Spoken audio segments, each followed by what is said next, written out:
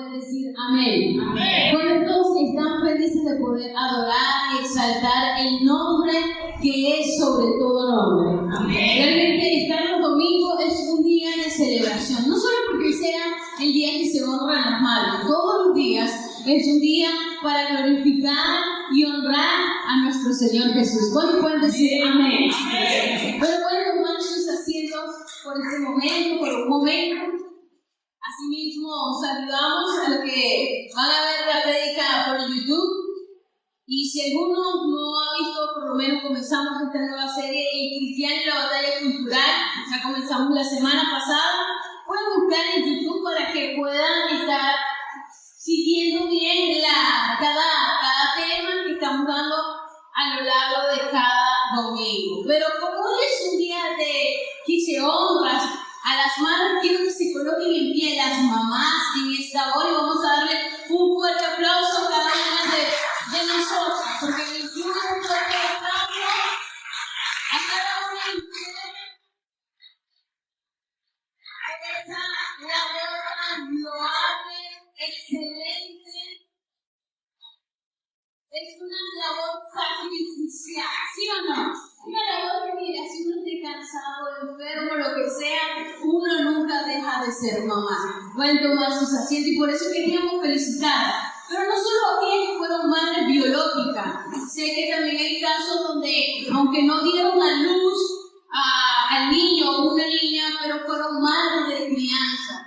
Y esas también pesan tanto como una madre biológica. Realmente queríamos honrar sus vidas porque realmente el Señor ha sido extraordinario con cada uno de nosotros que ha bendecido nuestra vida para poder ser madres. ¿Cuántos pueden decir amén? Amén. Asimismo, recordaba cuando estudiaba el mensaje una historia verídica que lo pueden investigar acerca de un niño que asistía frecuentemente a su colegio, así como nosotros llegamos a asistir en un momento, o como estábamos enviando a nuestros hijos en el colegio.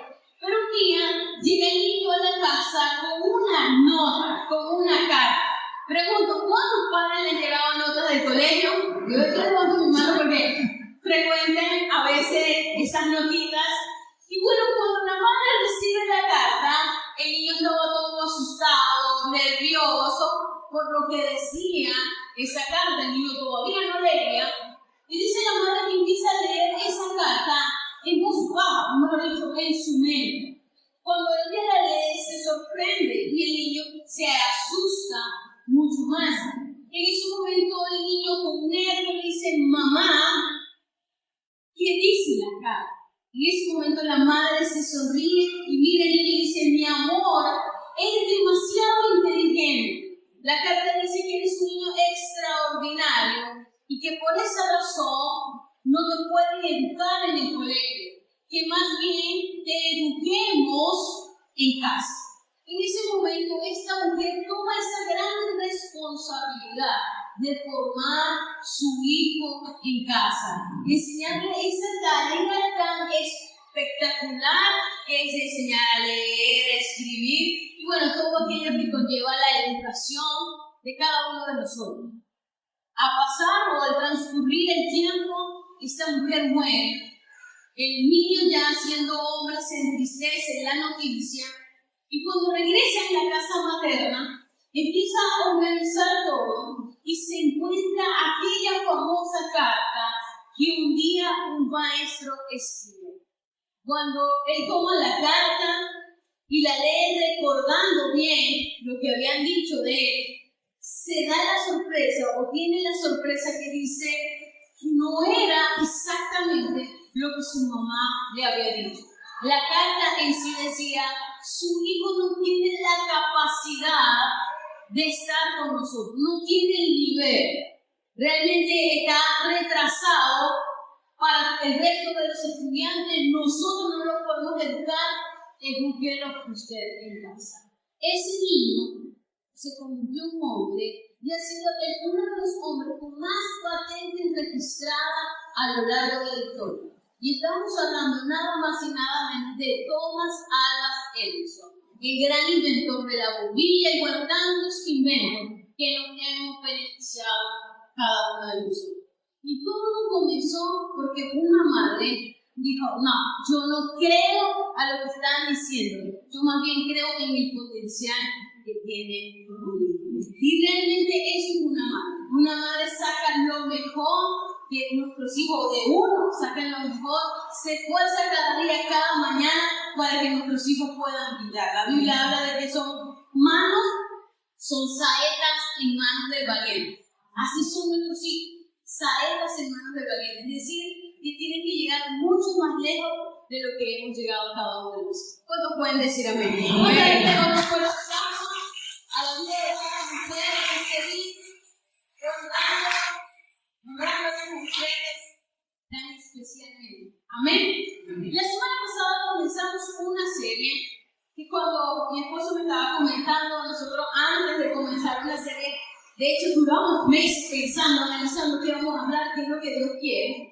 Y él cuando me dijo, vamos a hablar de la batalla cultural, al principio yo decía, pero ¿cómo hacer para engranar este tema con la teología o con lo bíblico? Yo al principio como que, bueno, mi amor, explícame. Hemos estado estudiando muchísimo más y que me tocó esta responsabilidad de compartir el mensaje, me llevó mucho más al estudio y comprendimos que era un tema tan importante, tan vital de darlo dentro de la iglesia. Y por eso quiero que me acompañen a leer Hebreos capítulo 11. El fin de semana pasado yo estuve citando algo de Hebreos 11 cuando hablaba de Abel. ¿Se recuerdan que yo mencioné la fe de Abel? Y por eso fue recordado. En Hebreos 11 habla de los héroes de la fe, los grandes hombres y mujeres que han sido recordadas por la fe. Y hoy quiero hablarles de un punto muy particular que viene siendo de Moisés. Si Abraham viene siendo el padre de la fe, Moisés digamos que llegara el segundo, si lo ponemos cada quien como que en una posición, porque también Moisés fue un hombre extraordinario. Y vamos a leer nuestras Biblias en Hebreos capítulo 11, desde el versículo 22 en adelante. Dice la palabra del Señor: por la fe Moisés, cuando nació, fue escondido por sus padres por 3 meses, porque le dieron un niño hermoso, y no temieron del decreto del rey. Por la fe Moisés, hecho ya grande, rehusó llamarse hijo de la hija de Faraón, escogiendo antes ser maltratado con el pueblo de Dios, que gozar de los deleites temporales del pecado, teniendo por mayores riquezas el vituperio de Cristo que los tesoros de los egipcios, porque tenía puesta la mirada en el galardón. Por la fe dejó Egipto, y no temiendo la ira del rey, porque se sostuvo viendo al invisible. Me gustaría que leamos la última frase, que dice, porque se sostuvo como viendo al invisible. Vamos a leerlo nuevo, diga, porque se sostuvo como viendo al invisible. ¿Cuántos pueden decir amén? Amén. Yo me leo esto y yo digo extraordinario. Me lleva a reflexionar, a meditar en todo lo que este hombre pudo vivir, padeció. Y realmente hoy quiero separar, o bueno, voy a clasificar todo el contexto o el texto que les leí en 2 partes. La primera parte, si leemos en el versículo 22, dice, por la fe Moisés, cuando nació, ojo con esto, dice, fue escondido por sus padres por 3 meses. Ojo, aquí la Biblia hace una referencia de la fe que tuvieron sus padres, porque dice que Moisés estaba recién nacido, y un recién nacido no se esconde, ¿cierto? Un recién nacido depende 100% de la mamá y del papá o de la persona que lo está cuidando. Y cuando la Biblia habla acá y hace mención que era hermoso, no está hablando literal de la belleza física del niño, aunque nosotras como madre siempre vemos a nuestro hijo que es más bello de todos, ¿sí o no? Mire, sea como sea, flaquito, gordito, alto, chiquito, gordo, flaco, como sea, uno siempre lo ve lo más lindo de todo. Pero aquí en la Biblia, lo que hace referencia, según lo que estudiamos del texto en general, habla realmente de un discernimiento de parte del Señor que tuvieron los padres de Moisés para guardarlo, para cuidarlo, porque Dios tenía algo establecido en la vida de Moisés. Tenía un propósito muy importante, muy específico en la vida de este hombre y que tenía que ser guardado. Y muchos preguntarán, ¿pero qué sucedió? Si ustedes leen en Éxodo, en el Antiguo Testamento, hace mención de Moisés y qué es lo que sucedió.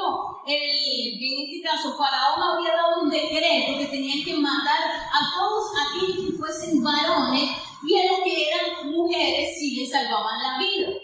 Pero también en el libro de Hechos de los Apóstoles hace una mención muy detallada. Si ustedes quieren como que profundizar en Hechos de los Apóstoles, hace la mención muy detallada de qué fue lo que sucedió, quién fue Moisés y qué fue lo que sucedió en esos años. Entonces vemos acá el discernimiento que como padres tenemos para guardar al hijo. ¿Cuántos dicen amén? Entonces aquí nos enseña en la palabra del Señor que tenemos una gran responsabilidad de instruir a nuestros hijos. ¿Cuánto pueden decir instruir a nuestros hijos? Quiero que busquen la palabra en Deuteronomio capítulo 6, del 6 al 7, dice: y estas palabras que yo te mando hoy estarán sobre tu corazón, y las repetirás a tus hijos y hablarás de ellas estando en tu casa y andando por el camino, al acostarte y cuando te levantes. Aquí la palabra nos exhorta a los que somos padres a instruir a nuestros hijos. Dice: en la casa, en el camino, cuando se acuesten y cuando se levanten. Estamos llamados a instruir a los hijos. Pero esto me lleva a algo. Pero ¿cómo yo puedo tener mi palabra en mi boca para instruir a mi hijo si yo no me alimento de la palabra? Es difícil o casi imposible. Por eso cada día los motivamos a ustedes a que lean la palabra. No sé cuántas de las mamás que estamos acá dimos pecho, ¿verdad? Cuando nacieron nuestros hijos. Y recuerdo que cuando Apis nació, al principio me gustó la parte de la lactancia, fue como que complicado. Y recuerdo que tuvimos que ir a que me asesoraran, me explicaran, o sea, estaba más nueva. Y recuerdo que la doctora, una de las cosas que nos llegó a decir fue: debes alimentarte muy bien, porque todo lo que tú consumas también el niño lo está consumiendo. Y es aquí lo que dice la palabra. O sea, yo me alimento de la palabra del Señor para luego hacerlo con los hijos. Y dice: en la casa, en el camino, al acostarte, al levantarte. Es decir, debe ser algo continuo que debemos hacer en nuestros hogares. ¿Cuántos dicen amén? ¿Cuántos están aquí? Levanten las manos. Amén. Pero quiero que asimismo podamos leer en Efesios capítulo 6, versículo 4. Porque muchos dicen: no, ese fue un ordenamiento en el Antiguo Testamento. Pero realmente estamos equivocados, porque en Efesios capítulo 6, en el versículo 4, dice la palabra del Señor: y vosotros padres, ¿cuántos padres están acá? Mamá, papá, ¿ok? Abuelas, levanten las manos también, dice así: no provoquéis a ira a vuestros hijos, sino criadlos en disciplina y amonestación del Señor. Diga conmigo: disciplina, amonestación del Señor. Es vigente. El Señor nos ordena que nosotros debemos criarlo con disciplina y amonestación del Señor. Esto que estamos diciendo realmente es una batalla cultural, ¿sí o no? Hoy la sociedad te dice no hacerlo, no lo castiguen, no lo regañen, no nada. Cuando la palabra del Señor dice lo contrario. Por eso es que hoy vemos una sociedad tan dañada porque no cumplimos lo que la palabra del Señor ha establecido. ¿Cuántos dicen amén? Amén. Entonces aquí bien dice la palabra que tenemos que criarnos con disciplina, amonestaciones del Señor. Nosotros con Abdías es nuestro único hijo, y nosotros cuando estamos con él y toca reprenderlo o incluso con la vara, varios se asustaron con mi vara, cuando toca, y la varita de la disciplina, dice la palabra del Señor, hemos aplicado una también, enseñarles la palabra del Señor. ¿Y qué sucede? Cuando Abdías de repente hace una rabieta, o no quiere obedecer, o hay unos decibeles en su voz, hay versículos que ya le hemos enseñado a Abdías. ¿Qué dice la palabra de la honra al Padre? Honra a tu madre y a tu padre para que te vaya bien. Ay, Abdías se recuerda, él mismo cita la palabra y de una vez como que tiene que recapacitar, ¿sí comprende? Por eso es tan importante de enseñarnos. Cuando dice una mentira, fácil nosotros le decimos a Abdías, ¿quién es el padre de la mentira? Satanás. Bien. Entonces, ¿qué sucede? Mamá, no mentira, fue él, y de una vez dice la verdad. ¿Sí me entienden? Porque nosotros tenemos que enseñarlo conforme a la palabra del Señor. ¿Cuántos dicen amén? Quiero que volvamos a Deuteronomio, pero vamos a leer ahora en el capítulo 4.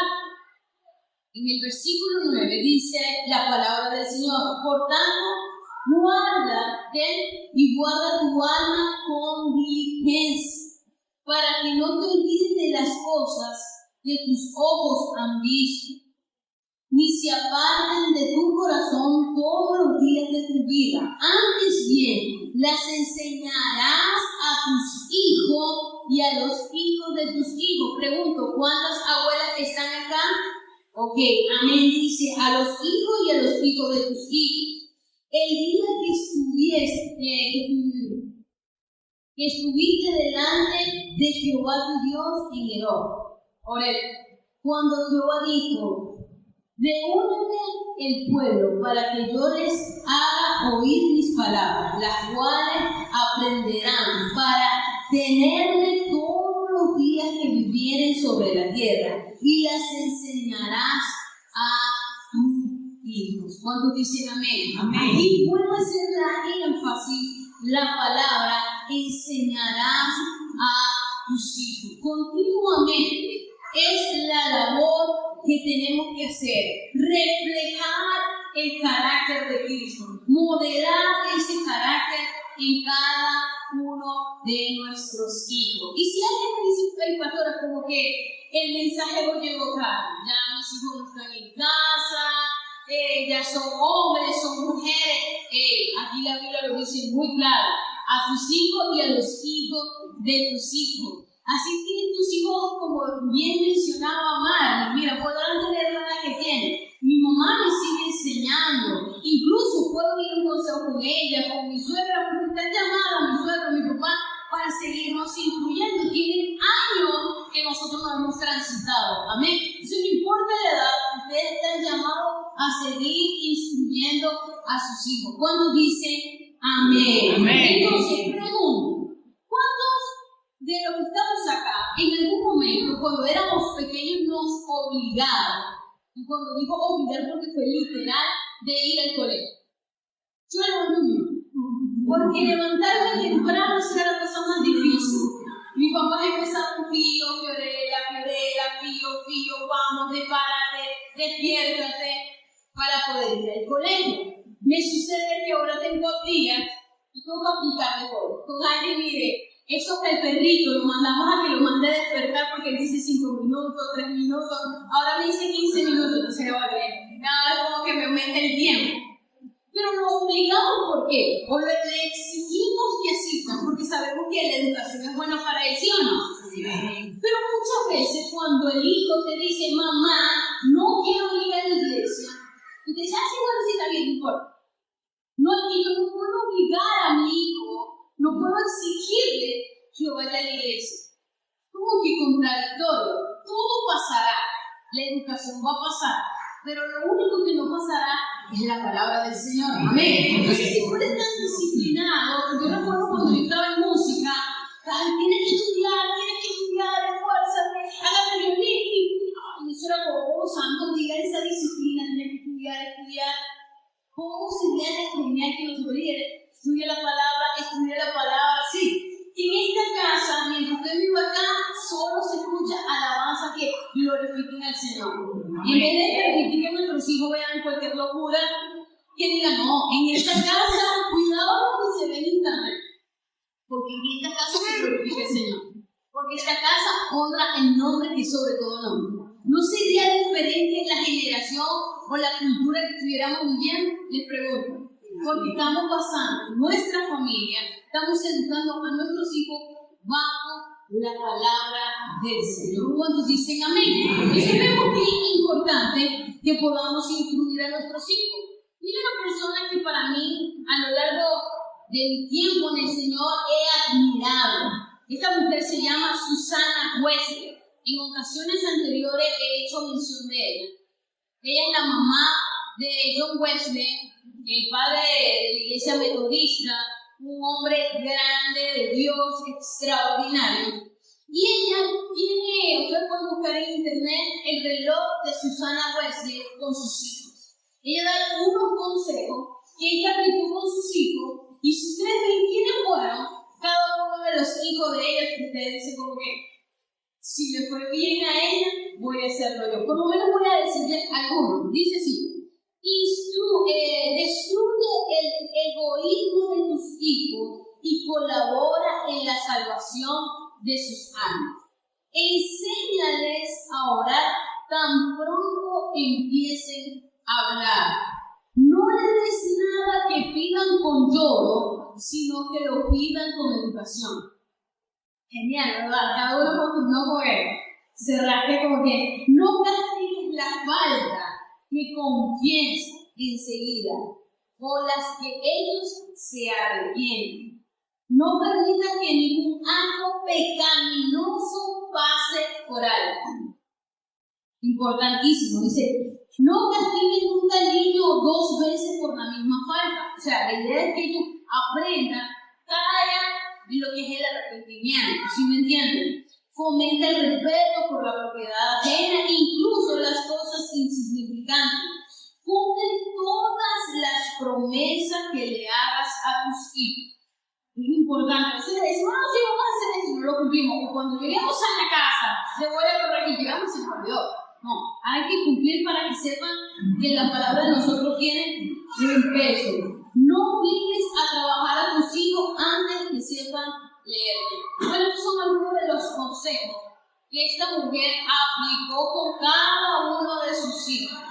Y realmente, ustedes leen quiénes fueron los hijos de ella y ustedes dicen, increíble. Entre eso podemos ver a un John Wesley. Y para eso quiero que volvamos a Proverbios, capítulo 22, en el versículo 6, para cerrar con claridad lo que nos dice la palabra. Dice, instruye al niño en su camino, y cuando fuere viejo no se apartará de él. Muy importante es incluirlo desde ya, porque cuando sea grande no se apartará del camino. Es decir, incluso habrá momentos donde ellos estén con el agua en el cuello, ¿sí? ¿Cuántas veces nos hemos visto en esa situación? Pero hay donde la palabra es la que me da ese salvavidas para seguir adelante. Por eso es importante que podamos ejercer bien ese rol. Amén. Como les comenté, lo que les leí al inicio de Moisés, quería dividirlo. La primera etapa era la fe o el papel que jugaron tan importante los padres de Moisés.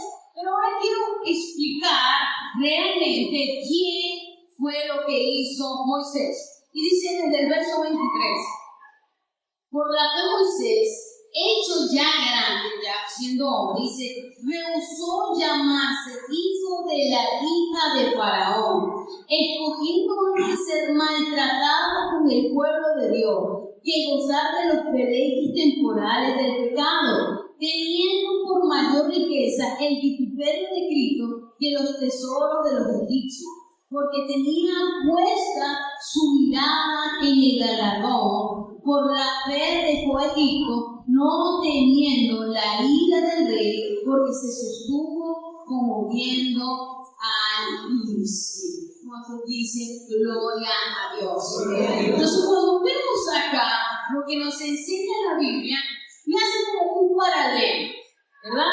De lo que se rehusó Moisés, pero qué hizo hacer para agradar al Señor. Y aquí ya lo que están teniendo anotaciones, vamos a hacer algo. Pueden colocar en la parte derecha, ¿verdad?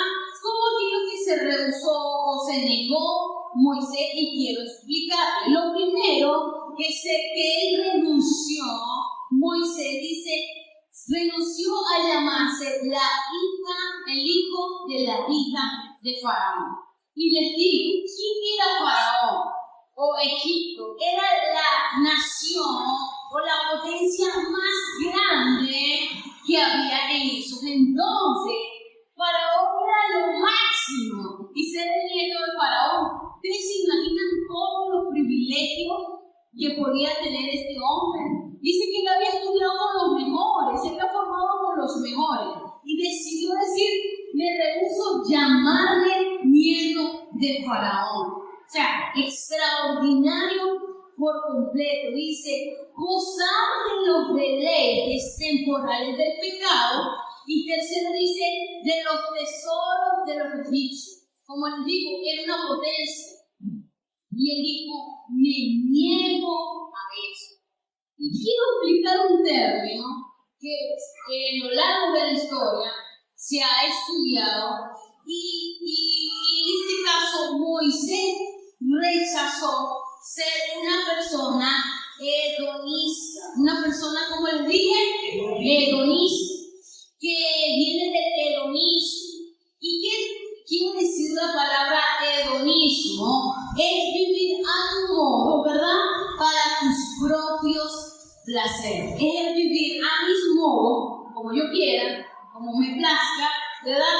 Para complacer mis placeres. Aquí Moisés lo que le estaba ofreciendo, ¿verdad? Este mundo era simplemente gozar de los deleites temporales del pecado. Dice la palabra temporales del pecado y los tesoros egipcios. Y simplemente se negó, dijo, no lo voy a hacer.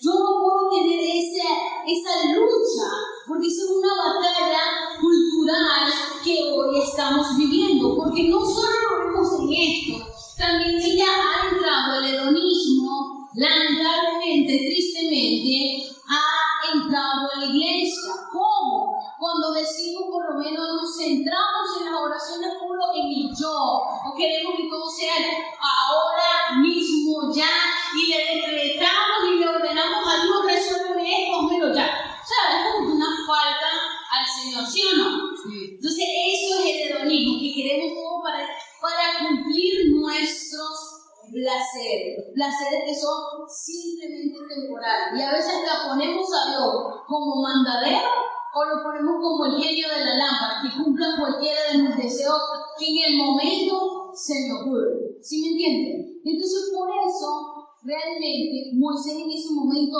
lo rechazó. ¿Pero para qué? Vamos a colocar en el lado izquierdo, colocamos en el lado derecho, ¿verdad? Lo que él se rehusó, lo que negó. Y si colocamos en el lado derecho, ¿qué quiso cumplir Moisés? Dice, escogiendo antes ser maltratado con el pueblo de Dios. Veamos, el hombre más rico de la nación, de la tierra, teniendo los placeres, los deleites, todo lo que se le ocurra. Moisés dijo, no quiero eso, quiero ser maltratado, vituperado por el nombre de Dios. Cualquiera dice como que este hombre le faltaba un cambio, ¿sí o no? Y como que ya tiene todo lo que yo estoy trabajando, quiero riqueza, quiero fama, quiero un nombre. Y digo, no lo quiero, yo quiero glorificar al Señor. ¿Sí me entienden? Él dijo su yo a un lado para realmente escoger ser antes maltratado con el pueblo de Dios. Luego dice, ¿verdad? En el versículo dice siguiente, teniendo por mayor riqueza el vituperio de Cristo. Fue vituperado por el nombre de Dios. Y realmente estamos llamados a eso. ¿Por qué? Porque realmente nosotros tenemos que tener una fe en quién, en el Señor. Hace unas semanas atrás, Marcela estuvo explicando que la fe debe tener un contenido. ¿Se recuerda que él puso el envase y fue sacando palabras? ¿Lo recuerdan esa prédica? Si no, pueden meterse en YouTube y la pueden refrescar. Y habla que la fe tiene que tener un contenido. Y en este caso, Moisés dice que teniendo su mirada puesta en el galardón. Ese galardón es la esperanza que estamos llamados cada uno de nosotros en tener en Cristo Jesús. Amén. Porque dice la palabra, vamos a buscar Gálatas 3 en el versículo 11. El justo por la fe vivirá. Diga conmigo, el justo por la fe vivirá. Es decir, la fe, ¿verdad? En Dios, ¿verdad? La fe verdaderamente es estar dispuesto a padecer incluso por las convicciones. De tantas personas que he tenido la oportunidad de conocer, una de las personas que tiene convicciones tan radicales y firmes realmente es mi esposo. Él a veces dice, si toma una decisión que no cumple, hermanos, créanme, aquí se lo estoy diciendo a la esposa que no va a mentir, lo veo en todo. Y él tiene convicciones muy claras. El año pasado, cuando nos tocó tomar esa decisión tan difícil, muchos saben, otros no, fue un momento donde nuestras convicciones tenían que ser probadas si realmente queríamos ser una iglesia solo escritura o simplemente nos acomodábamos a lo que nos estaban diciendo por completo. Pero nuestras convicciones fueron mayores porque teníamos puesta la mirada en nuestro Señor Jesús. Y eso es lo que estamos llamados, querida iglesia, a tener convicciones, pero es en el Señor. Amén. Cuando leemos Colosenses, capítulo 3, en el versículo 2, nos enseña a poner la mirada en las cosas de arriba, diga arriba, y no en las de la tierra. Hermano, si Dios cumpliera todos nuestros caprichos, porque muchos son caprichos, mire, nosotros no soñamos ni vamos a anhelar el cielo, la ciudad celestial, la ciudad de Dios, el nombre que usted quiera colocar. Porque nos vamos a sentir tan cómodos, nos vamos a sentir tan chéveres en esta tierra que no vamos a anhelar estar en la eternidad con nuestro Padre. ¿Sí comprenden? Por eso Moisés dice, no, yo tengo mi mirada puesta en el galardón, yo tengo mi esperanza puesta es en Cristo Jesús. Amén. Dice, si soy recuperado por el nombre de Cristo, soy bienaventurado, dice la palabra de Dios, porque glorioso es el Espíritu de Dios que reposa sobre nosotros. Eso se encuentra en 1 de Pedro, capítulo 4, versículo 14.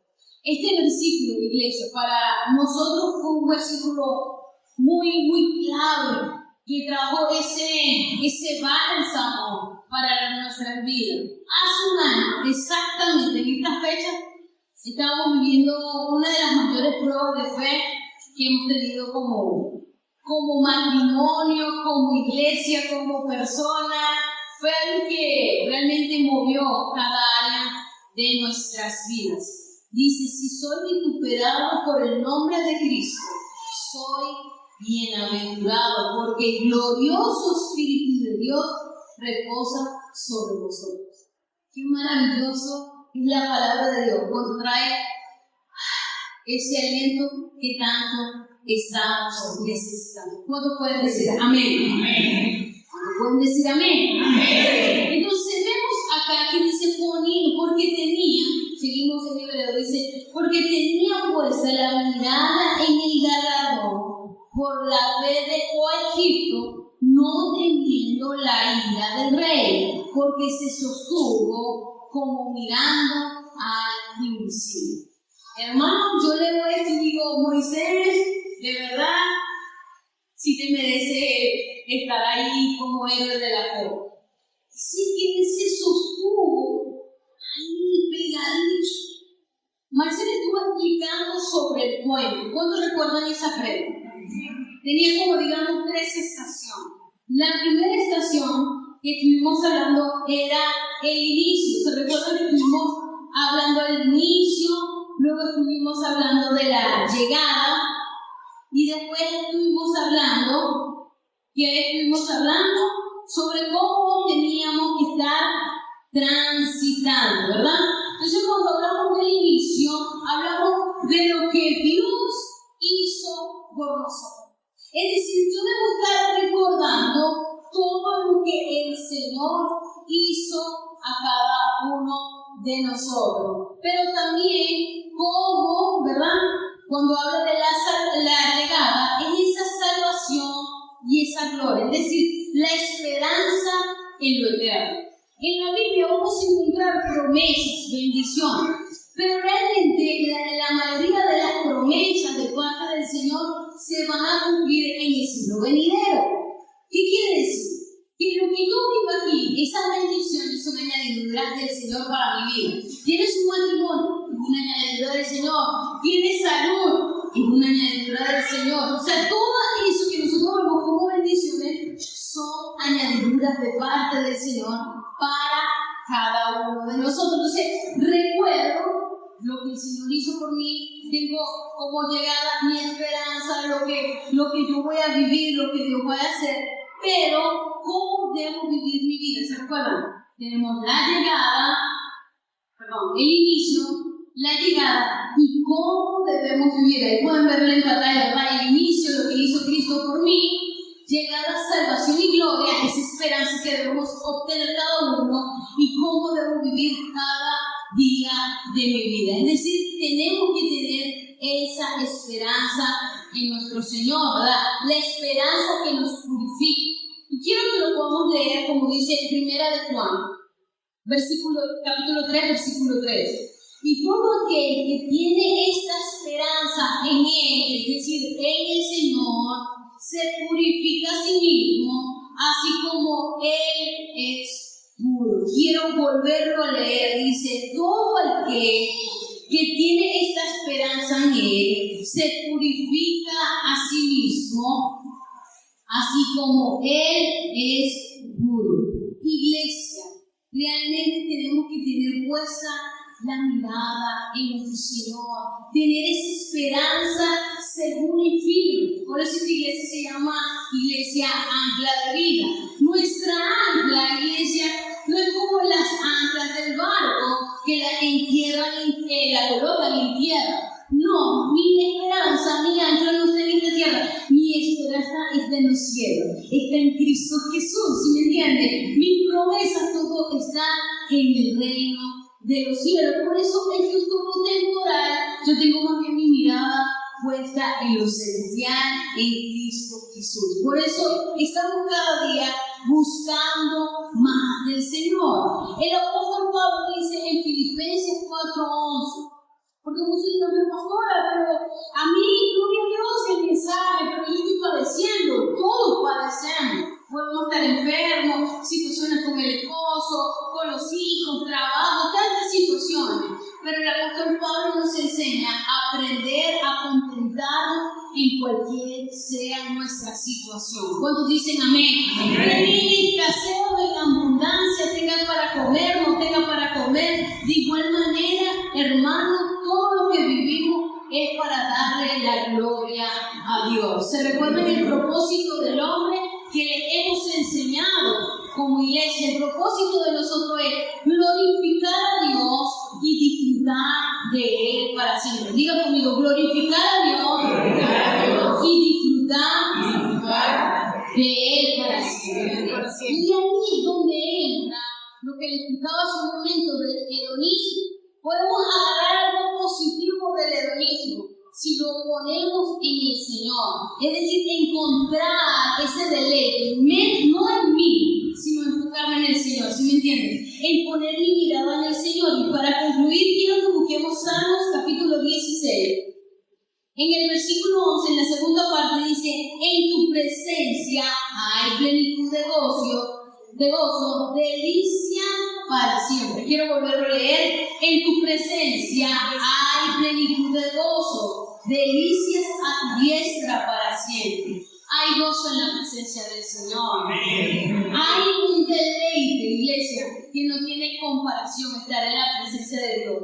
Y es allí donde nuestra alma puede estar satisfecha, tener ese contentamiento que el apóstol Pablo hizo mención en la carta de los Filipenses. Estamos llamados, iglesia, a decir: estoy para glorificar al Señor en cualquier circunstancia por la cual estoy viviendo. ¿Cuántos pueden decir amén? Vamos a darle un fuerte aplauso a nuestro Dios.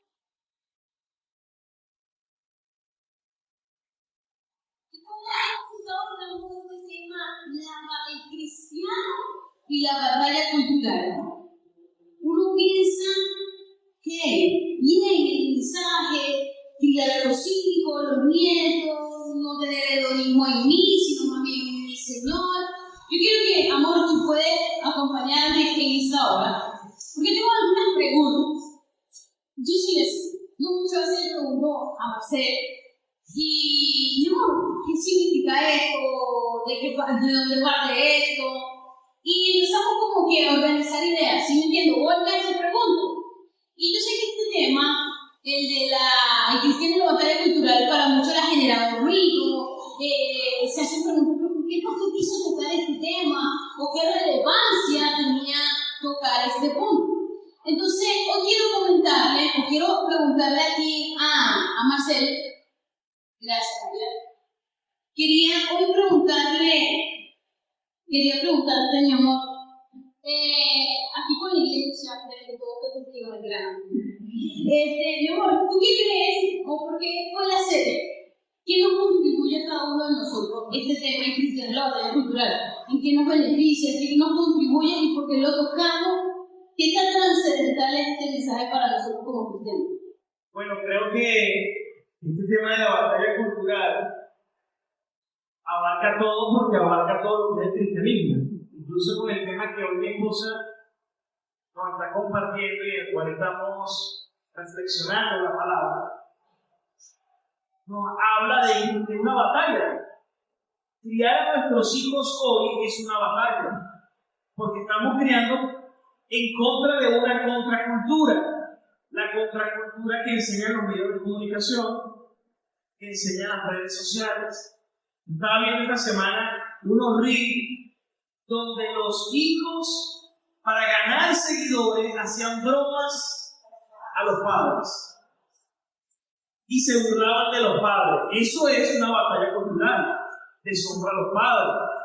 Es una batalla cultural el modo que hoy existe en las redes sociales.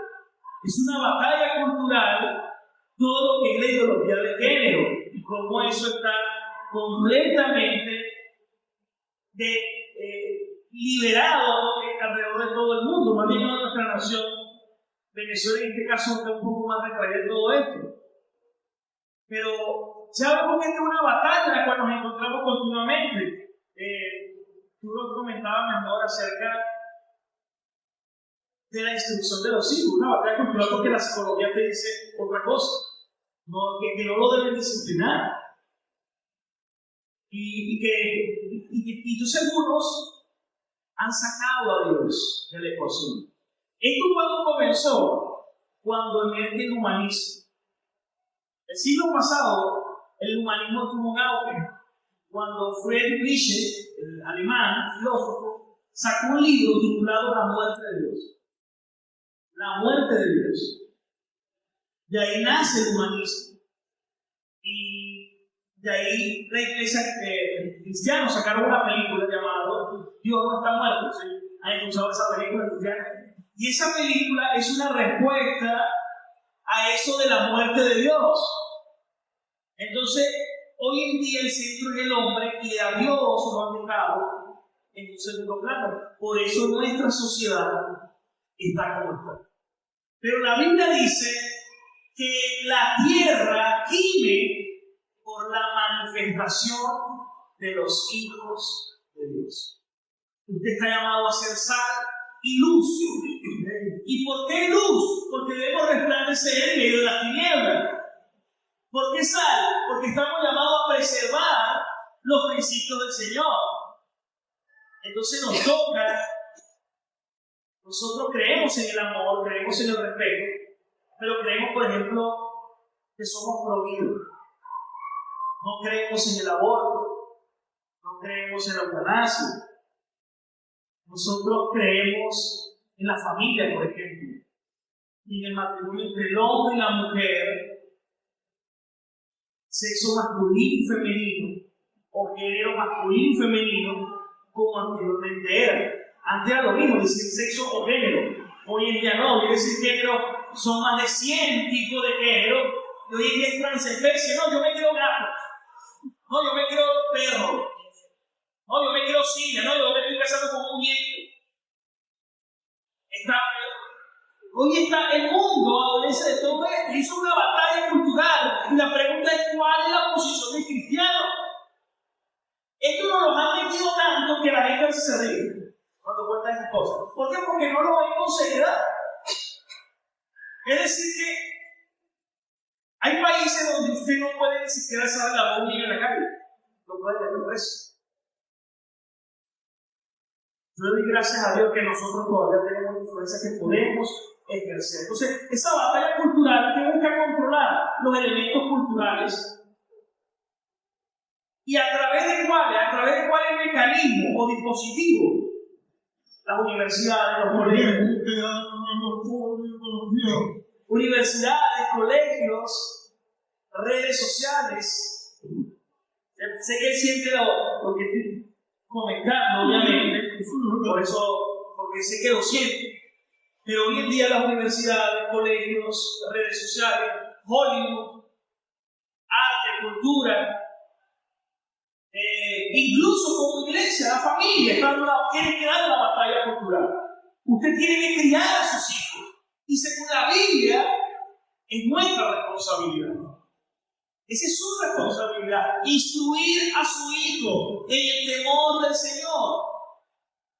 Hoy en día la cultura ha permeado tanto en la iglesia que la gente dice, no, es que yo no puedo obligar a mis hijos. Pero como decía mi esposa, pero para ir a clase son obligados. Quiera o no quiera, tiene que ir a clase y a la iglesia no. Hijo, mire, yo no puedo obligarte que tú nazcas de nuevo porque esa es obra de Dios del Espíritu Santo. Pero sí es mi responsabilidad el temor de Dios. Y mientras tú vas en esta casa, en mi casa se respeta el Señor. Y en mi casa cumplimos estos parámetros. Cuando yo tengo en la casa, yo ya le he infundido el temor de Dios y le he instruido el amor. Y voy a hablar siempre con usted y siempre va a escuchar mi consejo, así que moleste. Así que moleste. Pero hoy en día los padres se vuelven permisivos. Y hoy en día los niños mandan a los padres. Le levantan la mano, le hacen pataleta, le gritan, le insultan, le faltan el respeto. Estamos en una batalla cultural. Y nosotros estamos llamados a ser fuertes. Todo hoy en día es el placer, todo es satisfacer. Miren todas las publicidades. Todas las publicidades es buscar satisfacer el placer ya.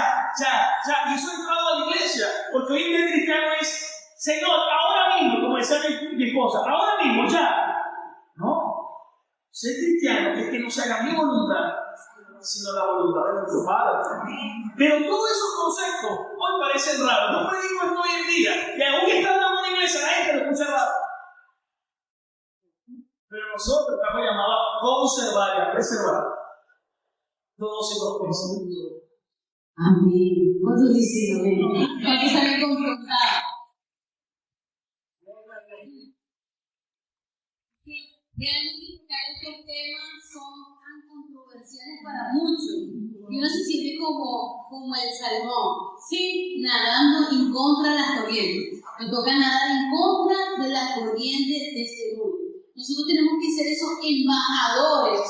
Saben que cuando las personas nos mandan una embajada, sea del país que sea, ellos tienen que cumplir las culturas del país que representan. Así mismo somos nosotros. Tenemos que cumplir no la de este mundo, sino la del reino de los cielos en nuestra casa. Me gusta mucho una frase o un lema que tienen los puritanos. Ellos dicen que la iglesia, ¿verdad? Su familia es la iglesia pequeña. O sea, así como nosotros nos esforzamos dentro de la iglesia a cumplir la palabra, a orar, exaltar y glorificar a Dios, ellos nos enseñan eso. Y eso mismo que hacemos aquí tiene que ser una réplica de nuestra casa. ¿Sí me entienden? Que podamos leer la palabra del Señor, orar, cantarle al Señor, adorarlo. Qué espectacular es tener hogares así. Por eso estamos llamados a hacerlo. Y mi amor, por último, quería preguntarte, ¿cómo podemos hacer frente contra la batalla cultural? ¿Qué podemos hacer? ¿Qué nos puedes aconsejar o cómo lo hacemos según la palabra? Hermanos, la palabra cristiano es que estamos llamados a reflejar a Cristo. Eso es el cristiano. Y a veces se crea un abismo de separación de lo que eso hace la religiosidad. Y es que una cosa se hace en la iglesia y una cosa se hace en la casa. Esto no aplica así. El cristianismo es las 24 horas del día, los 7 días de la semana, todas las semanas del año, las 52 semanas del año, es decir, los 365 días del año, por toda la vida. Porque si no el hijo siempre va a haber el vacío. Carlos Marx, padre del marxismo, él llegó a decir en una ocasión que la religión era el hombre de las naciones. ¿Por qué lo dijo? Porque veía un mal testimonio en su casa, de su padre, que se aprovechaba de la religión para sacar provecho. No hay nada que haga más daño que cuando nosotros no vivimos lo que realmente creemos. Y estamos llamados a vivir, a practicar. Ser cristiano no es solamente saber mucho de la palabra, es saber mucho de la palabra, pero aplicar esa palabra. Cuando dicen amén. Ese es el verdadero cristianismo. Manifestar el fruto del Espíritu Santo. Y aquí viene un punto importante porque todos estamos llamados a ser agentes en esta batalla. Cada quien en su lugar, instruyendo, enseñando, compartiendo este mensaje. Tú compartías hace un momento, hoy en día lo que se enseña es hedonismo, todo es placer. El materialismo, todo es material. Y a veces a los hijos se les dan 20 regalos. Y por eso, y ni siquiera dura un minuto con un juguete. Hoy en día más bien todo es el teléfono. Y he entrado a lo que se llama el pragmatismo. Y el pragmatismo en sí no es malo, pero sí se vuelve malo si nosotros no lo sabemos organizar. Porque a veces, bueno, hijo, quédese quieto, toma el teléfono, o vea la televisión mientras tanto. Y aún en la iglesia, sí, como para que no haga bulla. ¿Qué prefiero? ¿Que haga bulla y interrumpa el servicio o que tenga el teléfono? Eso es pragmatismo, porque me funciona. La pregunta es, ¿lo estás instruyendo correctamente? Entonces eso ha entrado a la iglesia, ¿ves? El materialismo, todo es una cosa. Entonces la gente puede estar hoy en día con el teléfono en una sala y ni siquiera puede conversar con el privado. Incluso en la iglesia, hace rato que salía 2 o 3 hermanos y se entraban con el teléfono afuera. En vez de tener comunión uno con otro, también era comunión con el teléfono. Eso es terriblemente dañino. Eso nos ha hecho daño. Eso ha entrado a la iglesia. Pero como no se predica esto, no se enseña esto, estamos en una ignorancia cultural. Es una ignorancia que toca todo. Entonces hoy en día todo es materialismo. Es como en este día, que es el Día de la Madre, es un día para que primero le demos la gloria a Dios. Por nuestras madres. ¿Cuántos dicen amén? Primero la gloria a Dios. Segundo, honrar a nuestras madres. Pero también tener las madres compasión por aquellas que no pudo tener hijos. Y no solamente eso, sino tampoco, si no reciben un regalo, no decir, ¿y por qué no me dieron el regalo? Y otro, yo trato siempre de ser detallista y de mostrar afección, amor. Pero es porque ya nos obligaron culturalmente a que tienes que recibir regalo. Y si no te molestas, eso es una batalla cultural. Porque tú estás diciendo, tengo que recibir un regalo, porque el mundo, hoy en día, todos los restaurantes van a darse, los lugares así. Y no es que yo esté en contra de eso, que está bien. Pero no es eso, un día todo debe hacerlo. Pero no solamente eso, pues estoy en la oportunidad. Sí, pero si no lo recibes te vas a molestar. Entonces entonces ¿dónde está tu reflejar a Cristo? Estás anteponiendo lo material a cómo nosotros debemos vivir. Hermanos, estamos en una batalla completamente, pero estamos llamados todos los días. Es como, por ejemplo, estás con una persona que no pudo tener hijos, sé compasiva con ella, ora por ella, o dale gracias a Dios, o dale sentir el amor de Cristo de igual forma. Porque estamos llamados siempre a reflejar a Jesús. ¿Cuántos dicen amén? Estos son conceptos que a veces la gente no maneja, pero que es importante que sepamos que existen y cómo realmente han influenciado a nuestra sociedad. Amén. Entonces, realmente por eso hemos tocado cada uno de estos temas que pueden sonar duros, difíciles, hasta incluso cuesta entender, pero es que realmente estamos llamados a cumplir la palabra del Señor. En todo, nosotros como mujeres, sujetarnos a nuestro esposo, respetarlo, honrarlo. O sea, eso va en contra de lo que el mundo nos enseña. Ahorita ha surgido el feminismo y en cierta particularidad vemos algo positivo, la ayuda en la casa, a complementar algunas cosas, pero jamás pasando por encima a tu esposo, desafiándolo o no respetándolo, honrándolo, porque la Biblia, más que cualquier cosa, porque la Biblia no te dice debes ir a trabajar o no, la Biblia lo que te enseña es honrar a tu esposo. ¿Cuántos de los que están aquí son hijos de Dios cristianos? Esto es una batalla cultural, porque hoy en día hasta en la iglesia entraba el feminismo. Sí. Y prega el feminismo. Y hoy en día solamente están las mujeres superempoderadas. Y la Biblia habla del respeto. Y dice que el hombre debe amar a su esposa de una forma sacrificial, como Cristo amó a la iglesia que se entregó por ella. Es más bien procurarnos, amarnos y respetarnos uno al otro y así glorificar a Dios, porque Dios es nuestra cabeza. Pero ese abuso de la sociedad hizo que surgiera el feminismo y hoy el feminismo está dentro de las iglesias. Y ya hoy la gente escucha eso, ¿sabe cómo lo oye? Raro. Que la mujer se sujeta a su esposo, ¿no es raro? No puede ser machista, una situación totalmente diferente. No es machismo, no es que, no, porque la Biblia me dice incluso, y yo la debo tratar a ella como un vaso frágil, con amor, con delicadeza, pero yo asumiendo mi lugar en el hogar, como líder. ¿Sí me estoy explicando? Algunos están así como que... No, estoy seguro que muchos hoy están aprendiendo y creciendo porque aman al Señor y aunque cuesta a veces aceptarla, le decimos al Señor, Señor, derriba todo argumento, toda fortaleza y orgullo que se levanta contra el conocimiento de Dios. ¿Cuántos dicen amén? Den un aplauso fuerte.